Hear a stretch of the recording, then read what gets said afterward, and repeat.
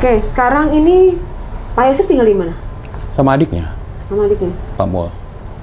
Karena pulang rumah sana juga nggak bisa. Pertama itu TKP sudah diacak-acak, nyaris tidak ada barang yang ada di tempatnya lagi, baik oleh pelaku maupun untuk kepentingan pengolahan TKP oleh Inafis, ditambah lagi polis lain. Otomatis pada saat sekarang itu sebenarnya keluar dari rumah itu hanya bawa pakaian yang dipakai. Tidak bisa masuk ambil pakaian dan lain-lain, tidak bisa. Akhirnya dia beli baru sebagian, pakai yang adiknya, baju, celananya, pakai sandal jepit, sepatu, semua stick golf, motor pun yang di dalam, yang NMAX itu tidak bisa diambil. NMAX hitam punya Pak Yosep. Semua di situ.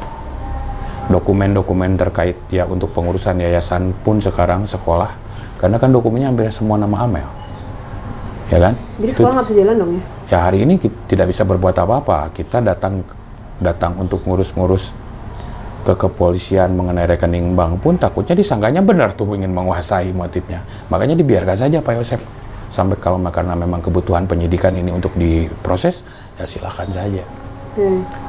Ya berharapkan dengan kondisi seperti ini harusnya anaknya yang mengundang. Udahlah Pak, tinggal di sini aja selama proses penyidikan. Itu tidak ada sama sekali dari anaknya Yoris meminta ke bapaknya, udah Pak tinggal di sini aja selama ada proses penyidikan. Kan idealnya begitu. Tetapi apakah komunikasinya nggak saya tidak tahu. Saya tidak tahu. Yang jelas hari Senin tanggal 23 Agustus saya mencoba komunikasi, tidak bisa. Pak Yosep pun tidak bisa, Pak Mulyana pun tidak bisa, sepupunya Yoris pun menghubungi tidak bisa. Bahkan hari itu tuh hilang, tidak ada kabar. Idealnya sekarang yang meminta Pak Yosep tinggal di rumahnya tuh harusnya anaknya yang paling besar. Yoris, sudah Pak, dalam proses begini, ayo satu rumah aja tinggal.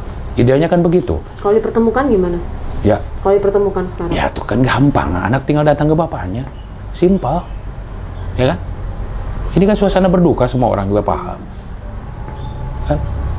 Selama ini kan Pak Yosep tinggal di rumah adiknya. Harusnya kan anaknya yang ngundang. Udah Pak, Bapak tinggal sini aja. Kan yang idealnya seperti itu. Tidak ada pernah kalimat undangan dari boro-boro mengundang seperti itu. Saya lihat sendiri di kantor polisi. Di ruang penyidikan, saya dengan Pak Yosep, dia lewat begitu saja tanpa pamit, tanpa undangan seperti layaknya anak orang tua. Dan malah dalam BAP-nya sangat menyudutkan posisi Pak Yosep. Gitu kan. Seolah-olah Pak Yosep pembunuh. Kalaupun ini kan masa proses penyidikan, belum ada tersangka yang ditetapkan, semuanya juga saksi. Semuanya jangan punya peluang kok ditetapkan, baik Pak Yosep, Yoris maupun saksi-saksi yang lain yang sudah terperiksa beberapa kali. Ada kemungkinan semua. Kan semuanya ada kemungkinan, ya kan?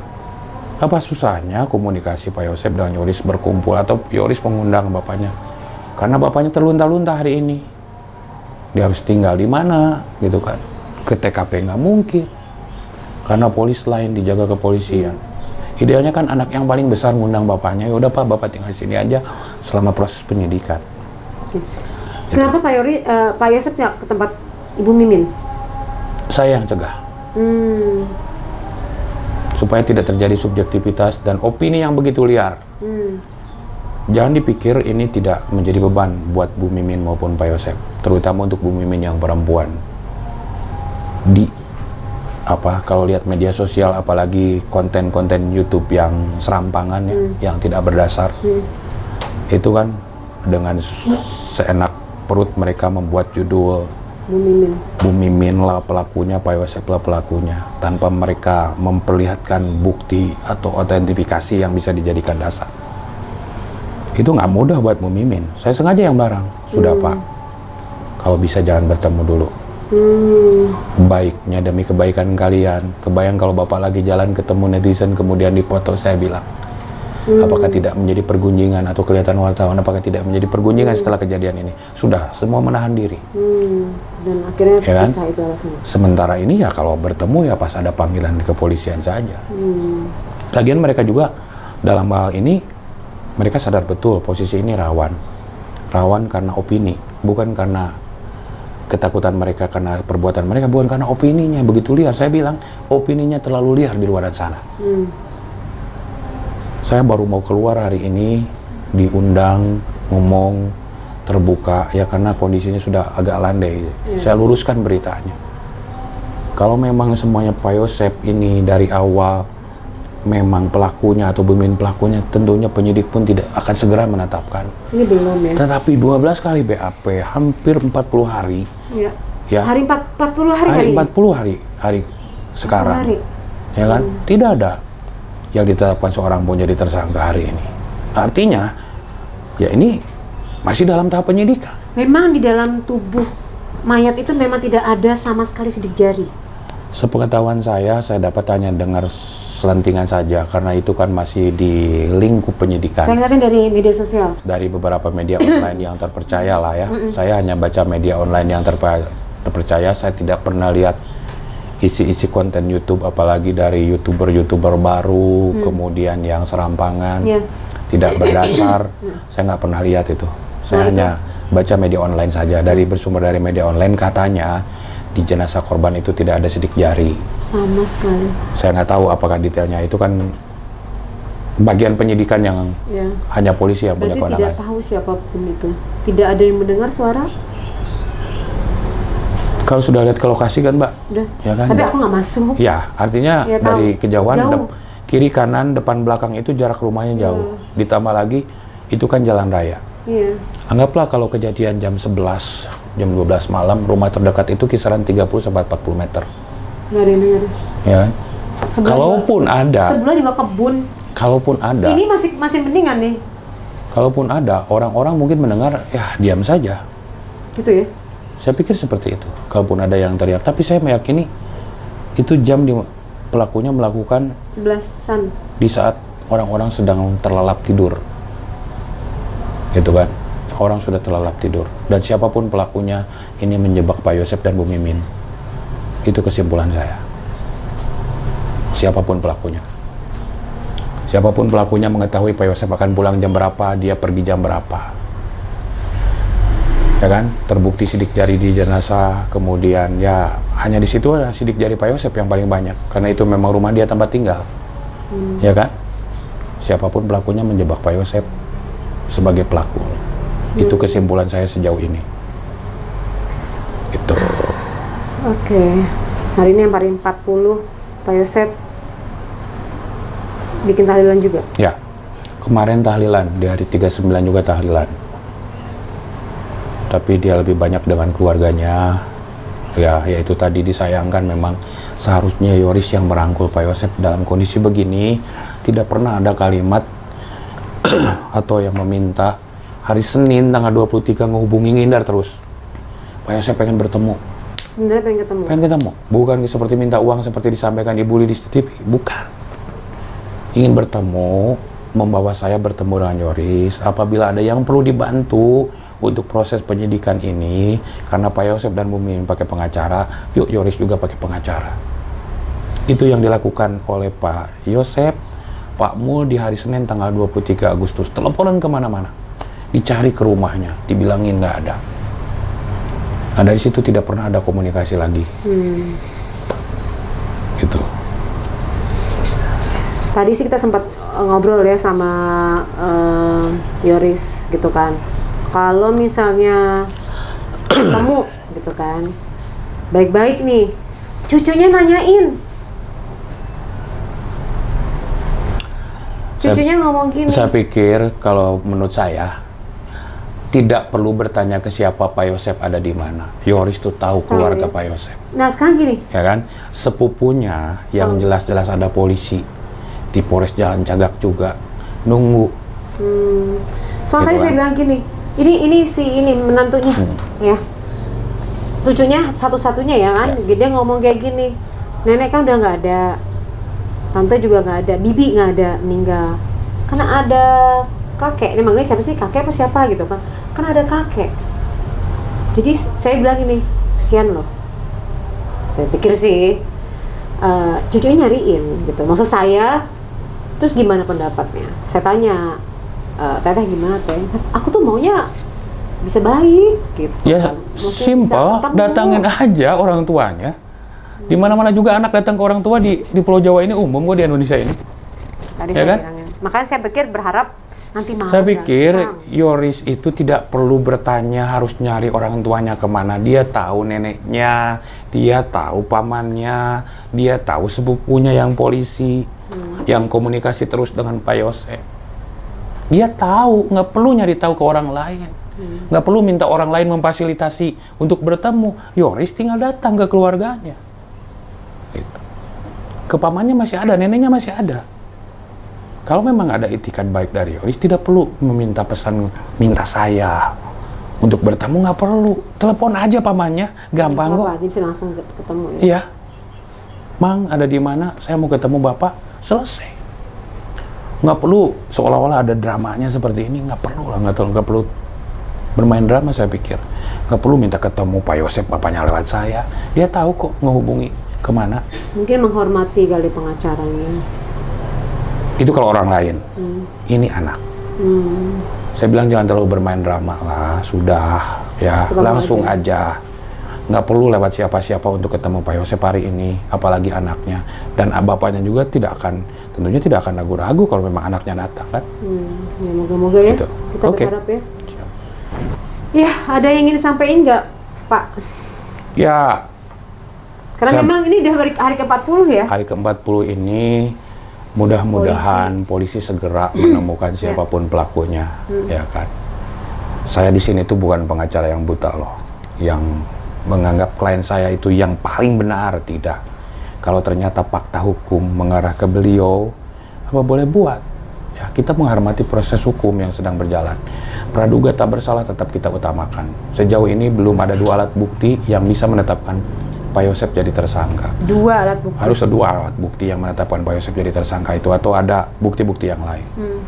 Jadi yang pertama, berhentilah beropini dan membuat asumsi-asumsi liar, konten-konten yang tidak jelas, yang tidak ilmiah, yang tidak faktual, serampangan. Berhenti sebelum saya nanti melaporkan. Ya kan, di kemudian hari kalau ternyata bukan Pak Yosef pelakunya dan konten itu masih ada belum di take down, saya pastikan saya laporkan mereka. Siapapun itu, ya kan. Pertama, ini masalah sudah dikonsumsi publik. Berikan informasi yang baik kepada masyarakat, jangan konten-konten yang hoax, itu satu. Keduanya, jangan sampai ini, meskipun saya yakin penyidik itu tidak terpengaruh dengan opini di luar, tapi masyarakat terpengaruh, ya kan. Orang di sekitar saya bertanya ke saya langsung, kakak saya, adik saya bertanya, kok bisa begitu? Karena begitu banyak. Bahkan ada yang sifatnya mistis. Wartawan ada yang bertanya loh, pendapat mengenai konten-konten yang berbau mistis. Saya bilang saya pengacara bukan dukun, tanya ke dukun saja kalau berkaitan dengan konten seperti itu. Kalau konten-konten ilmiah kita ngobrol, yuk kita bedah aspek kriminalnya gimana, aspek psikologinya gimana, yuk kita bareng-bareng. Ya, Sama-sama. Ya. Nah, saya bertanya, kenapa Pak Yosef terlihat takut? Ya karena tadi di rumah ada sebuah peristiwa penculikan yang diasumsikan awal penculikan, gitu kan? Melihat kondisi rumah pada saat itu, kalaupun saya jadi Pak Yosef, tentunya juga tidak akan berpikir serasional ini. Nggak bakal ketawa-ketawa gitu, pasti takut ya. Siapapun. Maka pas lagi itu, ia terlihat takut dan tidak. Beliau ngomong gini loh, saya ingat banget kalimatnya. Saya nggak nyentuh kotak-atik mobil, saya nggak lihat. Saya dikasih tahu sama orang, ada anak kecil colek-colek saya, ada kaki. Nah, terus saya ngomong gitu tuh. Memang kita ngeliatin pas nonton gini, kenapa dia nggak bongkar belakang gitu kan, kita penonton ya. Ya, saya pikir siapapun juga, mungkin buat saya juga bukan kondisi yang mudah kalau tiba-tiba jam 7.15 pagi bangun tidur masih segar, tiba-tiba masuk ke rumah dalam keadaan berantakan dan penuh bercak darah. Apapun yang di pikiran kita pada saat itu adalah negatif. Ada pertanyaan nih, saya mewakili orang-orang bertanya. CCTV menyatakan ada mobil Avanza putih, ya, dan ada motor NMAX warna biru. Itu gimana? Jadi NMAX warna biru ya. Ya. Jadi perlu dipertegas, hari ini waktu Karopemnas menerangkan ada yang dugaan baru. Ya. Ada dugaan baru berkaitan dengan mobil Avanza putih. Nomornya kita nggak tahu, dan NMAX warna biru. Ya, diduga. Ya, artinya itu pun sudah merujuk ke merek, sudah spesifik lah, tinggal nomornya saja, ya kan. Nah, apapun itu kita berharap itu petunjuk polisi yang bagus untuk segera menangkap pelakunya. Pak Yosep, Bu Mimin punya motor NMAX. Tapi yang Pak Yosep selama itu juga kan dia di TKP. Karena berangkat pakai Scoopy, pulang pakai Scoopy. Jadi tidak pakai. Ada sampai hari ini di TKP. Tidak dikeluarkan. Di rumahnya? Yes, di Ciseti. Oh. Warna hitam. Oke. Kalau yang itu bukan punya. Kalau yang Bu Mimin punya. Oh, Bu Mimin punya. Bu Mimin punya warna abu, bukan warna biru. Abu metalik. Sudah pernah dibawa ke kepolisian, tetapi sudah dikembalikan lagi oleh pihak kepolisian. Oh, dikembalikan. Sudah. Oke. Itu. Mobil Avanza? Nah, kalau mobil Avanza tidak ada yang punya di sekitaran, di lingkungan Pak. Keluarga nggak ada ya? Kalia.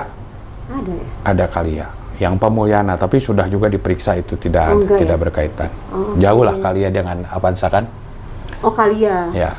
Jadi dari produk-produk itu ya memang kita berharap nih dari petunjuk yang baru itu bisa segera polisi menentukan ini siapa pelakunya nih, otak yang sebenarnya itu siapa, pelakunya siapa. Sampai tadi saya komunikasi dengan Pak Yosep beberapa waktu yang lalu, dia tetap meyakini bahwa Pak Rohman kalau saya pelakunya,